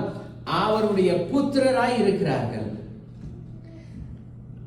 அவர்கள் தேவனுடைய புத்திரராய் இருக்கிறார்கள் என்று சொன்னால் ஒரு அதிகாரம் உண்டாயிருக்கிறது. தேவனுடைய ஆவியிலே நடத்தப்படுகிறவர்களுக்கு தான் அந்த அதிகாரம் உண்டாயிருக்கிறது. அவருடைய அடையாளங்கள் என்ன? தேவனுடைய சத்தத்தை கேட்கிறாங்க. அவர்கள் ஆவியின் கனிகள் என்ன செய்கிறது? தரித்து ஆவியின் கனிகளின்படி நடந்து கொண்டிருக்கிறார்கள். ஆவியின் கனிகளின்படி அவருடைய வாழ்க்கை நடந்து ஓடிக்கொண்டிருக்கிறது. அவர்கள் என்ன செய்கிறார்கள்? எப்பொழுதுமே தேவனுக்கு ஏற்ற அந்த உண்மையான பரிசுத்தமுள்ள வாழ்க்கையை வாழணும்னு எதிர்பார்ப்பாங்க. அவர்களுக்கு கீழ்ப்படிதல் இருக்கும். இன்றைக்கு இந்த கீழ்ப்படிதல் தான் இன்றைக்கு இந்த உலகத்துல பெரிய ஒரு பிரச்சனையே. தேவனுக்கு முதலாவது தேவனுக்கு அவர்கள் கீழ்ப்படியாததுனால தான் பாவம் இந்த உலகத்துக்கு வந்தது. இன்றைக்கு தேவனுக்கும் கீழ்ப்படுகிறதில்லை. மறுபடியும் கர்த்தராகிய இயேசு கிறிஸ்து எங்களுக்காக சிலுவையிலே அவருடைய ரத்தத்தை சிந்தியும் தேவனுக்கு கீழ்ப்படுகிறதுக்கு மனம் வருகிறதில்லை. தேவனுடைய மனுஷர்களுக்கும் கீழ்ப்படுகிறதில்லை. தேவனுடைய பிள்ளைகளுக்கும் கீழ்ப்படுகிறதில்லை. இன்றைக்கு மொத்தத்தில் இந்த உலகம் எதற்குமே கீழ்ப்படுகிறதில்லை. தேவனுடைய ஆவியினாலே நடத்தப்படுகிற எதற்குமே கீழ்ப்படுகிறதில்லை. அதனாலதான் இந்த பிரச்சனை. யோவான் 2வது அதிகாரம், John chapter 2 verse 3 to 5. யோவான் 2வது அதிகாரம் 3வது வசனத்திலிருந்து 5வது வசனம் வரை. திராட்சரசம் குறைவுபட்ட போது இயேசுவின் தாய் அவரை நோக்கி, இவர்களுக்கு திராட்சரசம் இல்லை என்றால், அதற்கு இயேசு, எஸ்தரியே, எனக்கும் உனக்கும் என்ன? என் வேலை இன்னும் வரவில்லை. அவருடைய தாய் வேலைக்காரரை நோக்கி, அவர் உங்களுக்கு என்ன சொல்லுகிறாரோ அதின்படி செய்யுங்கள் என்றார். முதலாவது அவளும் அறிந்து கொள்ளவில்லை. அவர் நினைச்சிட்டார், என்னுடைய மகன் கர்த்தருடைய தேவனுடைய ஊழியக்காரன், என்னுடைய மகன், அவன் என்னுடைய மகன், என்னுடைய மகன். தாய் சொல்ல மீற மாட்டார். ஆனா அவர் சொல்றார், ஆண்டவர் சொல்றார், நீ என்னுடைய தாயா இருக்கலாம், எஸ்தரியே, உனக்கும் எனக்கும் என்ன? இப்ப தாய் மகன் உறவு அல்ல. அவர் சொல்கிறார், இப்ப நான் தேவனுடைய சித்தத்தின்படி செய்கிறது தான் என்னுடைய நேரமாயிருக்கிறது. அந்த சத்தியத்தை அவர் அந்த நேரம் புரிஞ்சு கொண்டார். இயேசுவினுடைய தாய் அவர் என்ன சொல்ல வருகிறார் என்கிறதை புரிந்து கொண்டால், இப்ப சொல்றால் வேலைக்காரர்களை நோக்கி, அவர் உங்களுக்கு என்ன சொல்கிறார்? அவர் வந்து கேட்கிறார், திராட்சை ரசம் குறைவுபட்டு மகனே என்ன பண்ணலாம்? தேவனிடத்துல கேட்டு இது ஒரு அற்புதத்தை செய்யலாம். எனக்கு என்ன இது? இது நீ சொல்லி, இது தாய் மாம்சத்தில் நடக்கிற காரியம். இது மாம்சத்தில திராட்சரசம் குறைவுபட்டுன்னு சொல்லி நீ என்னிடத்துல வந்து சொல்லுகிற மாமிசமான காரியம் அல்ல. இந்த இடத்துல நடத்த வேண்டிய காரியமே ஆவியில நடக்க வேண்டிய ஒரு காரியம். ஆவியானவர் எதை சொல்லுகிறாரோ அதை செய்ய வேணும். இப்ப சொல்றா, அவர் என்ன சொல்றாரோ அதன்படி செய்யுங்க. அவர் ஆவியினால் ஏவப்பட்டு எதை செய்ய சொல்லுகிறாரோ அதை செய்யுங்க. இன்றைக்கு ஆவியானவர் வெளிப்படுத்துவார். ஆவியானவர் வெளிப்படுத்துகிற பொழுது எல்லாவற்றையும் அவர் சொல்வார், இதை இப்படிதான் செய்யணும் சொல்லி. அந்த மாம்சத்தினாலும் ஆவியினாலும் நடத்தப்படுகிறவருக்கு ஒரு போட்டி இருக்கிறது. இந்த போட்டியில இப்ப என்ன நடக்கிறது சொன்னா, ரெண்டு பக்கம் இருக்கிறார்கள். ஆவியினால் நடத்தப்படுகிறவர்கள், மாம்சத்தினால் நடத்தப்படுகிறார்கள். ஆவியினால் நடத்தப்படுகிறவர்கள் சொன்னார்கள், பெருமைப்படுறார்கள், நாங்கள் கர்த்தருக்காக வாழ்கிறோம். கிறிஸ்தவர்கள் ரட்சிக்கப்பட்டு 20 வருஷம் 15 வருஷம், ஆனா குடும்பத்தில் முழுக்க இருக்கிறது முழுக்க அநியாயம் அட்டூழியம். இந்த பக்கம் நிற்கிறவர்கள் ஆவியில வாழ்க, ஆவிக்குரிய வாழ்க்கையில ஆவியில நடத்தப்படுகிறவர்கள் எப்படி இருக்கிறாங்கன்னு சொன்னா, அவருடைய எப்பொழுதுமே யார் என்ன சொன்னாலும் எல்லாவற்றுக்கும் சிரிச்சு கொண்டே இருப்பாங்க. ஏன் சொன்னா அவருடைய வாழ்க்கையில அப்படியே தலை குனிகிறது இல்லை, எல்லாருக்கும் அமைதியா தாழ்ந்து போய் கொண்டிருப்பாங்க. இந்த பக்கம் கோபம், எதுக்கு எடுத்தாலும் கோபம். இந்த பக்கம் எப்படி தெரியுமா, ஓகே, கோபம் வரும், கண்டோட சிரிச்சுவாங்க. இந்த பக்கம் எப்படி இருக்குன்னு சொன்னா, பொல்லாத எண்ணங்கள், பொல்லாத யோசனைகள். இந்த பக்கம் என்ன தெரியுமா, எந்த நேரம் பார்த்தாலும் ஏதாவது ஒரு வசனம், ஏதாவது ஒரு காரியம், ஏதாவது ஒரு வார்த்தை அவர்களை நடத்தி கொண்டே இருக்கும். அவர் ஆவியினால் நடத்தப்பட்டு கொண்டே இருப்பாங்க. இந்த மாம்சத்தில் வாழ்கிற எப்படி தெரியுமா, எல்லாம் பயம். ஐயோ, வார மாசம் என்ன நடக்க போகுது, அடுத்து இது வரப்போகுது, என்ன நடக்க போகுது, அந்த வைரஸ் வரப்போகிறது, ஐயோ வீட்டு குழி கட்டணுமே, எல்லாம் பயம் பயம் பயம் பயம். இந்த பக்கம் என்ன தெரியுமா, என்ன வந்தா என்ன, என்ன வரட்டுமே. அவர் சொல்கிறார், விசுவாசம் என்னும் கேடயத்தை பிடிச்சு கொண்டு எது வந்தாலும் எதிர்த்து நிற்க திராணி உள்ளவர்களாய் நிற்கிறோம் சொல்லி சொல்கிறார்கள். இந்த பக்கம் சொல்றா, ஐயோ என்ன செய்ய, அடிமை, நாங்கள் அடிமைகளா, அடிமை அடிமை அடிமை அடிமை அடிமைன்னு சொல்லி இன்னும் அடிமையாகவே இருக்கிறார்கள். ஆனால் அன்றைக்கு நியாயப்பிரமாணத்துக்கு அடிமையா இருந்தார்கள். இன்றைக்கு அந்த நியாயப்பிரமாணத்தை சொல்லுகிறதான அந்த ஊழியக்காரர்களுக்கு அவர்கள் அடிமையா இருக்கிறார்கள். எல்லாவற்றுக்கும் பெரிய வியாக்கியானம் சொல்வார்கள். பழைய ஏற்பாடை கர்த்தர் புதிய ஏற்பாடை மாற்றி விட்டார். ஆனா காணிக்கைன்னு வரும் பொழுது மட்டும் நியாயப்பிரமாணம் இன்பமா இருக்கும். இந்த பக்கம் சுதந்திரம். அவர் சொல்றார், நான் ஏன் 10ல இல்ல 100ல, நான் 10ல ஒன்றும் கொடுப்பேன், 10ல் 2 கொடுப்பேன், 10ல் 3 கொடுப்பேன், முடிஞ்சா உள்ளதையும் கொடுப்பேன். இதுதான் இந்த பக்கம் உள்ளவர்களுக்கு சுதந்திரம். இந்த பக்கம் இருக்கிறவர்கள் ஒரே குழப்பம், என்ன செய்யறது ஏது செய்யறதுன்னு சொல்லி ஒரே குழப்பம், குழம்பிட்டு இருப்பாங்க. ஆனா இந்த பக்கம் இருக்கிறவர்கள் சொல்றாங்க, இது ஆவியானவர் தப்பு. அவர் சொல்றாரு, தேவனுடைய ஆவியானவர் இருக்கிறார், அவரை பார்த்துக் கொள்வார், அவர் எல்லாவற்றையும் எங்களுக்கு நடத்துவார், அவர் என்ன சொல்லுகிறாரோ அதன்படி நாங்க நடக்கிறோம், அவர் எல்லாவற்றையும் பார்த்துக் கொள்வார். அதனாலதான் பவுல் சொன்னார், புத்திர சுய அந்த அதிகாரத்தை கொடுத்திருக்கிறார். அந்த அதிகாரத்தை கொடுத்தது மட்டுமல்லாமல் 15வது வசனத்துல ரோமர் 8:15 சொல்றார். எப்படி சொல்றார்? அவரை அப்பா பிதாவே என்று கூப்பிடத்தக்கதான அந்த புத்திர, அதான் அந்த புத்திர சுவிகாரம். எப்படி அந்த புத்திர சுவிகாரம்? சன்ஷிப், புத்திர சுவிகாரம். அந்த ஹார்டான வேர்டு படி தமிழ்ல இருக்கு, அதான் விளங்குது நினைக்கிறேன். அதனாலதான் போல இருக்கு ஜனங்களுக்கு விளங்குதில்லை. அவர் சொல்றார், புத்திர சுவிகாரம், சன்ஷிப், உரிமை கொடுக்கப்பட்டிருக்கிறது. பத்திரானதி கொடுத்தாச்சு. அவர் சொல்றார், அப்பா பிதாவே என்று கூப்பிடும்படியான புத்திர சுவிகாரத்தின் ஆவியை பெற்றீர்கள். பெறுவீர்கள் அல்ல, கர்த்தராகிய இயேசு கிறிஸ்து சிலுவையிலே அறையப்பட்டு அவர் மரித்து உயிர்த்தெழுந்து அவர் ஜீவனோடு வந்த பொழுது அவர் சொல்லுகிறார், அவர் எப்ப மரித்து உயிர்த்தெழுந்து நித்திய ஜீவனை எங்களுக்கு கொடுத்தாரோ அந்த நேரமே நீங்கள் பெற்றுக் கொண்டீர்கள் என்று சொல்றார். அவர் சொல்றார், புத்திர சுவிகாரத்தின் ஆவியை பெற்றீர்கள். in the past, இனி இல்ல, பெறுவீர்கள் பரலோகத்தில் இல்ல. அவர் சொல்றார், ஆல்ரெடி பெற்றுட்டீங்க. அதை உரிமையை கொண்ட முடியாதபடி எங்களுடைய மாம்சம் என்ன செய்கிறது? அப்பப்போ வந்து எட்டி பார்க்குது. இந்த புத்திர சுவிகாரம், அதாவது இந்த சன்ஷிப்புக்கு ரோம அதிகாரத்துல அதாவது அழகே வித்தியாசமா இருக்கும். என்ன சொல்றது? ரோம இந்த புத்திர சுவிகாரம் உண்டாகிறதுக்கு உருவாக்கப்படுகிறது சந்ததியே இந்த காரியமே அழகா இருக்கும். எப்படி இருக்குன்னு சொன்னா, முதலாவது ஒரு குடும்ப பெயர் வேணும், இங்க இருந்தா வந்தது. அதுக்கு பிறகு ஒரு சுதந்திரம் உண்டாகணும். இன்னொரு இடத்துல இருந்து ஒருத்தர் வாரார், புத்திரரா மாறுறார். அவர் என்ன செய்கிறார்? தத்தெடுக்கப்படுகிறார். தத்தெடுக்கப்படுகிற பொழுது தேவனாகிய கர்த்தர் தம்முடைய குமாரனாகிய இயேசு கிறிஸ்து இந்த பூமிக்கு அனுப்பி அவருக்கு இளைய குமாரர்களாக இருந்த எங்களை சொத்துல எல்லாத்தையும் தூக்கிட்டு வந்து செலவழிச்சு அநியாயமாக்கி நாசம் பண்ணின எங்களை மறுபடியும் அவர் என்ன செய்கிறார்? தத்தெடுக்கிறார். எங்க இருந்து தத்தெடுக்கிறார்? சாத்தான்ட்ட இருந்து தத்தெடுக்கிறார். அதுக்காக தான் அந்த 30 வெள்ளிக்காசு கொடுத்தார், அடிமையுடைய விலை. அந்த அடிமையுடைய விலை 30 வெள்ளிக்காசு கொடுத்து சாத்தான் இடத்துல இருந்து தத்தெடுத்துட்டார். தத்தெடுத்து எப்படி சொல்லுகிறார்? புத்திர சுவிகாரத்தை கொடுக்கிறார். எப்படி சுதந்திரம் கொடுக்கிறார்? இவன் என்னுடைய மகன். முதலாவது குடும்ப பெயர். அந்த குடும்ப பெயர் என்ன? நாங்கள் இயேசு கிறிஸ்துவுக்கு சுதந்திரவாளிகள். இயேசு கிறிஸ்துவினுடைய பெயர் எங்களுக்கு வருகிறது. அவருடைய ரத்தம் ஓடுது. இப்ப அவருடைய ரத்தம் ஓடுகிறபடியால் அடுத்த சுதந்திரம், அவருக்கு நாங்கள் உரிமை உள்ளவர்களாய் இருக்கிறோம். அடுத்து என்ன சொல்ல நடக்கிறது? அடையாளம் கொடுக்கப்படுகிறது. கிறிஸ்தவர்கள், கிறிஸ்துவின் உடையவர்கள். இதை பெற்றுக் கொண்டவர்கள் தான் கிறிஸ்தவர்கள்.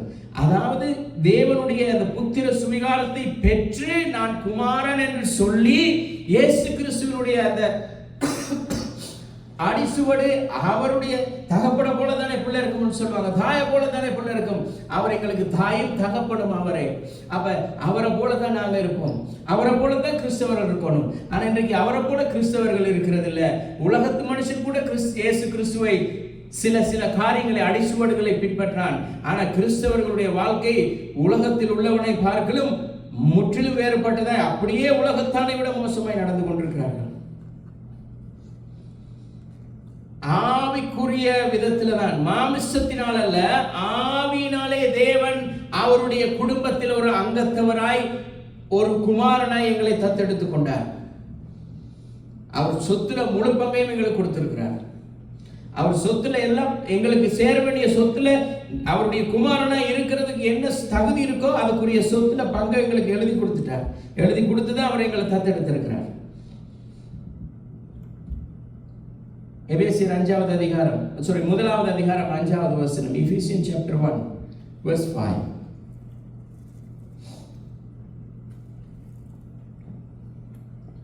பிரியமானவருக்குள் தாம் நமக்கு தந்தருளின தம்முடைய கிருபையின் மகிமைக்கு புகழ்ச்சியாக, அவருடைய மகிமைக்கு எவ்வளவு புகழ்ச்சி இருக்கிறதோ, அவர் மகிமை பொருந்தினவர், புகழ் நிறைந்தவராய் இருந்தால் அந்த புகழுக்கு நிகரானவர்களாக எங்களை அவர் என்ன செஞ்சிருக்கிறாராம், கொண்டு வந்து வைத்திருக்கிறாராம்.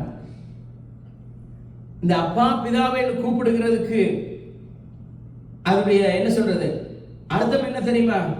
நெருக்கம். நெருக்கம். பாட்டு மட்டும் பாடுறோம், தகப்பனை போல தோள் மேல சுமந்து, அப்பாவுக்கும் மகனுக்கும் உள்ள அந்த நெருக்கம், தோல்ல சுமந்துட்டு போறார். அவருடைய தோல்ல இருக்கும் பொழுதுதான் அந்த நெருக்கம் தெரியும், அந்த சூடு தெரியும். அன்பு, உறவு, உறவு வருகிறது, அப்பான்கிற அந்த உறவு வருகிறது, அந்த உறவுல ஒரு அன்பு வருகிறது. அந்த அன்பு என்ன திரும்ப செய்கிறது? எங்களுக்கும் அவருக்கும் இடையில இருக்கிறதான அந்த உறவை இன்னும் நெருக்கமாக்குறது. இதுதான் அப்பான்கிற அந்த உறவுக்கு அர்த்தம். இன்னைக்கு அது தெரியாதனால தான் ஆண்டவரே ஆண்டவரே எல்லாரும் கத்திட்டே இருக்காங்க. எது எடுத்தாலும் ஐயோ ஆண்டவரே. அப்பான்னு கூப்பிட்டா அவர் வர போறார், ஆண்டவரேன்னு கூப்பிட்டா வேலைக்காரன் தான் அனுப்புவார். ஏன்னா அவர் எஜமான், நாங்க வேலைக்காரர். அப்ப அதுக்கு இன்னொரு வேலைக்காரன் தான் அனுப்பணும். ஆனா அப்பான்னு கூப்பிட பொழுது அவர் தான் வருவார், பக்கத்து வீட்டுக்காரன் அனுப்ப மாட்டார், வேற யாரையும் அனுப்ப மாட்டார். அப்பான்னு கூப்பிட்டா அப்பா தான் வருவார். ஆண்டவரே எஜமானேன்னு கூப்பிட்டா எஜமான் எங்களுக்கு வந்து கீழே வந்து உதவி செய்ய மாட்டார். எஜமான் உதவி செய்யறதுக்கு அவர் எஜமான், நாங்க வேலைக்காரன். இடையில உள்ளவனை தான் அனுப்புவார், வேலைக்காரன் அனுப்புவார், மேனேஜர் அனுப்புவார். ஆனா அவர் வேலைக்காரனும் வேணாம், மேனேஜரும் வேணாம், சிஓவும் வேணாம், எவனும் வேணாம். அவர் சொல்றார் அப்பான்னு கூப்பிட்டா, ஒரு அப்பான்னு கூப்பிடுற நேரத்துல அவர் ஓடி வந்து நிற்பார். இன்னைக்கு அது தெரியாதனாலதான் அந்த ஜீவன் எங்களுக்குள்ள இல்லாமல் இருக்கு. அந்த புத்திர சுவீகாரத்தை உடையவர்களுடைய அடையாளங்கள் எப்படி தெரியுமா இருக்கும்? முதலாவது, அவர்கள் தேவனை நம்புவார்கள். எதுக்குமே தேவனை நம்புவார்கள். மனுஷனை நம்ப மாட்டார்கள், மனுஷனை பார்க்க மாட்டாங்க, விசுவாசிகளை பார்க்க மாட்டாங்க, ஊழியக்காரர்கள் பார்க்க மாட்டாங்க, அந்த பிஷப் இந்த பிஷப் அந்த திருக்கு இல்ல. அவர்கள் தேவனை நம்புவார்கள், வேற யாரையும் நம்ப மாட்டாங்க. அவர் சொல்ல எப்படி இருக்குமோ இல்ல அதெல்லாம் இல்ல. அவர் சொல்ற தேவனை நம்பி இருக்கிற பிரதர், தேவன் எங்களை எல்லாவற்றிலும் நடத்துவார். அடுத்த அவர்களுக்கு அந்த கீழ்ப்படிவன்கிற அந்த குணாதிசயம் அவர்களுக்குள்ள எப்பொழுதுமே இருந்துட்டு இருக்கும். அதுதான் முக்கியமான காரியம். அவர்கள் என்ன செய்கிறார்கள்? பிதாவை போலவே மாறுகிறார்கள். தகப்பனை போல தானே பிள்ளை இருக்கும், அப்ப தாயை போல தானே பிள்ளை இருக்கும். அவர் தகப்பனும் தாயும் அவரேன்னு பாடுறோம். ஆனா அவருடைய குணாதிசயம் எங்களுக்கு வராது. அன்பு, இரக்கம், பரிசுத்தம், நீதியை சார்ந்த கிருபை, பொறுமை, இது ஒண்ணுமே வராது. ஏன்னா இன்னும் அந்த அடிமைத்தனத்தினுடைய வாழ்க்கையிலேயே இருந்து கொண்டிருப்போம், மாம்சத்திலேயே வாழ்ந்து கொண்டிருப்போம். மாம்சத்து எண்ணங்களே எங்களை அப்பப்ப தலை தூக்கி பார்த்து கொண்டே இருக்கும். மாம்சத்தை கொண்டு போய் தண்ணியில மூழ்கி அப்படி அமர்த்திட்டு வந்தாலும் மறுபடியும் அதை எலும்பி எட்டி எட்டி பார்த்து கொண்டிருக்கும் எங்களுடைய வாழ்க்கையில.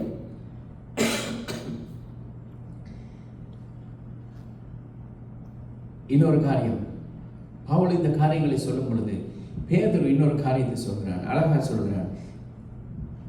இது எல்லாவற்றுக்கும் இந்த மாம்சத்துக்குள்ள போற இந்த கிறிஸ்தவர்கள் இன்றைக்கு தேவனுடைய வார்த்தையை வாசிக்க தெரியாதவர்கள், சத்தியத்தை கேட்டு அதிக படித்தவர்கள் இல்லாத அப்படிப்பட்டவர்கள் எப்படி தெரியுமா? தேவனுடைய வார்த்தை அப்படியே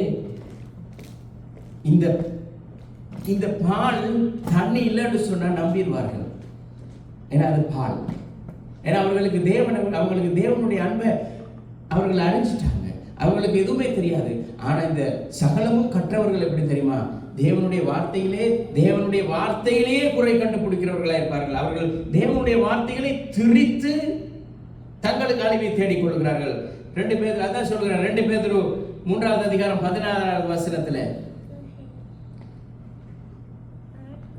யோவான் 3:16 அவருடைய குமாரனை அனுப்பினார், அனுப்பி எங்களை மீட்டு கொண்டார். அந்த மீட்டு கொண்டதை புரிந்து கொள்ளாததுனால 2 பேதுரு 3:16 அவர் இப்படி சொல்லுகிறார். பேதுரு எப்படி? அறிவில்லாதவர்களும் நிலையில்லாதவர்களும் வேத வாக்கியங்களை திரித்து தங்களுக்கே கேடு உண்டாக்கி கொள்ளுகிறார்கள். அவர் நினைச்சிட்டு இருக்கிறாங்க எப்படி தெரியுமா? தங்களுடைய நாங்க நல்லா தானே இருக்கிறோம். இல்ல, குடும்பம் சீரழிந்து சின்ன பின்னமாகி கொண்டிருக்கிறது. சிரிப்பாங்க. சிலர் பார்க்கிறவர்கள், வெளியில இருந்து பார்க்கிறவர்கள் சிரிப்பார்கள். காரணம் என்ன தெரியுமா? தேவனுடைய வார்த்தையை தங்களுக்கு ஏற்ற மாதிரி திரித்து கொள்றது, தேவனுடைய வார்த்தையை தங்களுக்கு ஏற்ற மாதிரி வளைத்து போடுகிறது. ஆனால் தேவன் வளைக்கிட்டார்னு சொன்னா கஷ்டமா இருக்கும். ஏன்னா அவர் அன்பாகவே இருக்கிறார். தேவன் அன்பாகவே இருக்கிறார். அவருடைய அன்பிலிருந்து நாங்க விலகுற நேரம், முன்ன எங்களுக்கு எஜமானா இருந்தானே ஒருத்தன், அவன் எங்களை திருப்பிடுவான், இப்படி திரும்பிடுவான். பேதுரு எச்சரிக்கிறான். பவுல் பயம், அப்பா பிதாவே அந்த அன்புல சொல்லிட்டு வந்தான். ஆனா இந்த இடத்துல பேதுரு வந்து கொஞ்சம் எச்சரிப்பாய் சொல்கிறார். அப்படி சொல்றான், திரிக்கிறாங்க, தேவனுடைய வார்த்தையை மாத்துறாங்க, பிதற்றுறாங்க. தேவனுடைய வார்த்தை எல்லாரும் என்ன செய்யறது? சரி, தேவன் என்ன சொல்லுகிறாரோ என்ற விதத்துல கண்ணோக்கமாய் இருக்கிறது இல்ல, தங்களுக்கு அந்த நேரத்துல எப்படி அந்த வார்த்தை தோணுகிறதோ அதுக்கு ஏற்ற மாதிரி மாற்றப்படுறது. 2 தீமோத்தேயு 4வது அதிகாரம் 3வது 4வது வசனம் சொல்றார். அவர் என்ன செய்யறார்? தேவனுடைய வார்த்தையை, அந்த கிருபையை என்ன தெரியுமா செய்கிறார்கள்? கிருபையை அவர்கள் அசட்டை பண்ணுகிறார்கள், கிருபையை விருதாவாக பயன்படுத்துகிறார்கள்.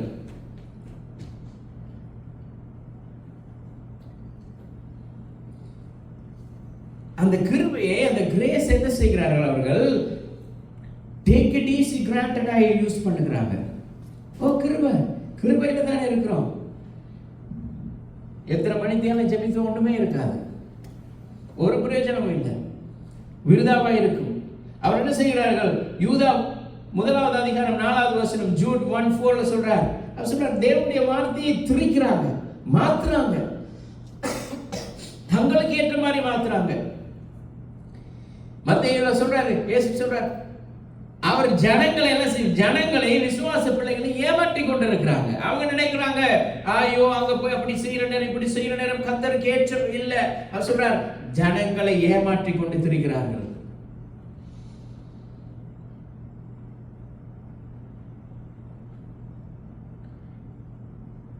ஏன் தேவனுடைய ஜனங்கள் இந்த வேதத்தை தப்பா பிழையான விதத்துல புரிஞ்சிருக்கிறாங்க தெரியுமா? ஆவிக்குரிய வாழ்க்கையில, ஆவியில அவர்கள் இல்லாததுனால தான். முதல் காரணமே ஆவியிலே அவர்கள் நிலை நிற்காததுனால தான். மாமிசத்துக்கு அப்பப்ப மாமிசத்துக்கு இடத்தை கொடுக்கிறது, மாமிசம் சொல்றபடி நடக்கிறது, அதனால தான் வளர்ச்சி இல்லை. பரிசுத்த ஆவியினுடைய வழிநடத்தல் இல்லை. பொருத்தனை பண்றோம், கர்த்தருக்காக சொல்றோம், கர்த்தருக்காக நான் அப்படி நிற்பேன், இப்படி நிற்பேன், ஆதசிவனி, ஆனா ஒன்றுமே செய்யல, ஒன்றுமே நிக்கிறது இல்லை, தங்களுடைய இஷ்டம் போல வாழ்றது. பரிசுத்தாவினுடைய வழிநடத்தல் பெருமை, தங்களுக்கு எல்லாம் தெரியும், அவருக்கு ஒன்றும் தெரியாது, இவருக்கு ஒன்றும் தெரியாது, தங்களுக்கு எல்லாமே தெரியும் என்கிறது போல. தேவனுடைய வார்த்தை எனக்கு தான் தெரியும், தேவனுடைய வார்த்தை இப்படித்தானே சொல்லி இருக்குது, இப்படி இல்லையே, தங்கள் இஷ்டம் போல எல்லாம் வாழ்கிறது, பெருமை. அடுத்து தேர்ந்தெடுத்த கிறிஸ்தவம், இது அடுத்த ஒரு அபாயமான ஒரு காரியம். தேர்ந்தெடுத்த கிறிஸ்தவம் எப்படி தெரியுமா? தங்களுக்கு எந்த வசனம் பிடிக்குமோ, தங்களுக்கு எந்த வசனம் நல்லா இருக்குமோ, ஆசீர்வாதமா இருக்குமோ, இனிமையா இருக்குமோ, அந்த வசனத்தை மட்டும் பிடிச்சு கொள்றது, மற்ற வசனத்தை எல்லாம் விடுறது. தங்களுக்கு விருப்பமான வசனத்தை தங்களோட பக்கம் வலது கையில வச்சு கொள்றது, வலது கையில வச்சுக்கொண்டு தேவையில்லாத வசனத்தை இடது கை வாரவங்களுக்கு ஒரு ஷாட் அடிக்கிறது. இதால தங்களுக்கு ஆசீர்வாதமான வசனம் எல்லாம் இந்த பக்கம், தேவையில்லாத வசனம் எல்லாம் அதால தான் மற்றவர்களுக்கு கல்லடி.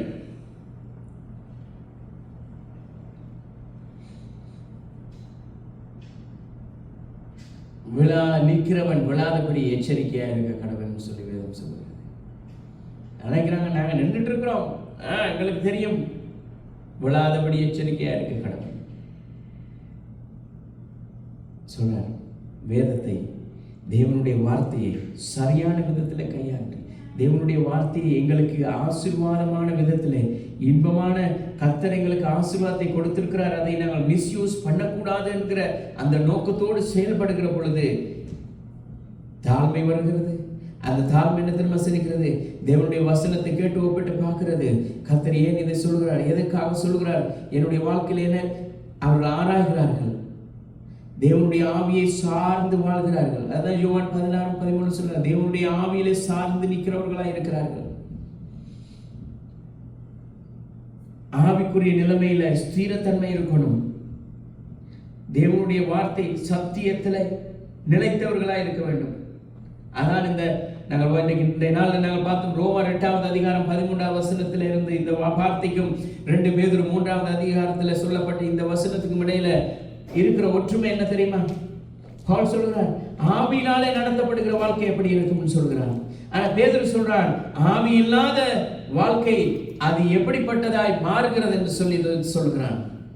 இங்கே ஆவிக்குரிய வாழ்க்கை எப்படி இருக்கும்னு சொல்கிறான். இங்கே ஆவி இல்லாத வாழ்க்கை எப்படி மாறுபாடானது சந்ததியாய் மாறுகிறது சொல்லி சொல்கிறான். ஆவி இல்லைன்னு சொன்னா எங்களுடைய மாமிசம் எங்களை ஆளுகை செய்கிறது. தேவனுடைய வசனம் திரிக்கப்பட்டு போகிறது. என்ன நடக்கிறது? உண்மையை ஆதரிக்காதபடி அந்த உண்மை எங்களுக்கு ஆபத்தாக இருக்கிறது. ஆனால் ஆவியில இருக்கும் பொழுது மாமிசம் மறைக்கிறது. மாமிசத்தினுடைய செயல்களுக்கு அதிகாரம் இல்லை. எங்களுடைய உண்மை, தேவனுடைய வார்த்தையில் உள்ள சத்தியம் எங்களுக்கு அது ஜீவனாய் இருக்கிறது. அது ஜீவனாய் இருக்கிற பொழுது அந்த ரத்தம் எங்களுக்குள்ள ஓடுறபடியா இந்த புத்திரர் என்கிற அந்த சுவிகாரம் வருகிறது, உரிமை வருகிறது. உரிமை வருகிற பொழுது அப்பா என்கிறதான அந்த உரிமையை மேன்மை பாராட்டுகிறோம். இன்றைக்கு இது இல்லாத காரணத்தினால்தான் என்ன நடக்கிறது? இந்த ஜீவனை இழந்து போகிறோம். ஆனா ஆவியில வாழுகிற பொழுது அந்த ஜீவனுக்கு சொந்தக்காரர்களாக இருக்கிறோம். எல்லாருமே கர்த்தருடைய சமூகத்திலிருந்து நான் சொல்லுவோம், கர்த்தாவே, நாங்கள் ஆவியினாலே நடத்தப்படுகிற ஆவிக்குள்ளாய் நிற்கிறதான ஜனங்களாகவும் ஆவியினுடைய சத்தத்துக்கு செவி கொடுக்கிறவர்கள், மாம்சத்துக்கு அல்ல, மனுஷனுடைய சத்தத்துக்கு அல்ல, மனுஷன் சொல்லுகிற விதமாக அல்ல, மனுஷர் பேசுகிற விதமாக அல்ல, தேவனுடைய ஆவியானவர் பேசுகிறார். எப்படி பேசுகிறாரோ தேவனுடைய வார்த்தைக்கு மட்டும் பேசுகிற மனுஷன் அல்ல. பேசுகிற மனுஷன் தானே. ஆனால் அந்த வார்த்தை என்ன சொல்கிறது? அந்த வார்த்தை எதை எங்களுக்கு உணர்த்துகிறது? அந்த வார்த்தை எங்களுடைய வாழ்க்கையில எதை மாற்ற சித்தமாய் இருக்கிறது? அந்த வார்த்தையானது எங்களுடைய வாழ்க்கையில எங்களுடைய ஜீவனை எப்படி உயிர்ப்பிக்கிறது?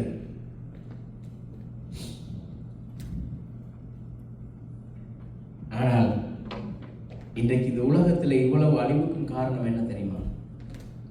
உலகத்து மனுஷனோ இயற்கையோ எந்த ஒரு காரியமும் அல்ல, தேவனுடைய பிள்ளைகள் தான், தேவனுடைய ஜனங்கள் தான். இன்றைக்கு தேவனுடைய ஜனங்கள் என்ன செய்யலாம்? ஒருத்தர் காட்டி கொடுக்கிறதும், ஒருத்தருக்கு விரோதமாக இருக்கிறதும், சண்டைகள், சச்சரவுகள், பிளவுகள், பிரச்சனைகள், பொறாமைகள், போட்டிகள், வைராக்கியங்கள், மார்க்கபேதங்கள், அவர்களுக்குள்ளே நானானியா பெரியவன், இப்படியெல்லாம் காரியம். ஏனென்று சொன்னால் அவர்கள் தேவனுடைய ஆவியினாலே நடத்தப்படாதவர்களாக தான். ஆனால் மாம்சத்தில் நடத்தப்படுகிறவன் என்ன தெரியுமா செய்கிறான்? அவனுக்கு ஒரே அதிகாரி தான், அவன் சொல்றபடி கேட்கிறாங்க. ஆனா ஆவியினாலே நடத்தப்படுகிறவர்கள் அந்த உரிமையை மிஸ்யூஸ் பண்ணி கொண்டிருக்கிறோம். நாங்கள் தகப்பனுடைய பிள்ளைகள் தானே, எங்களுக்கு சொத்துல பங்கு இருக்கு, எப்படி வேணாலும் இஷ்டம் போல வாழலாம்.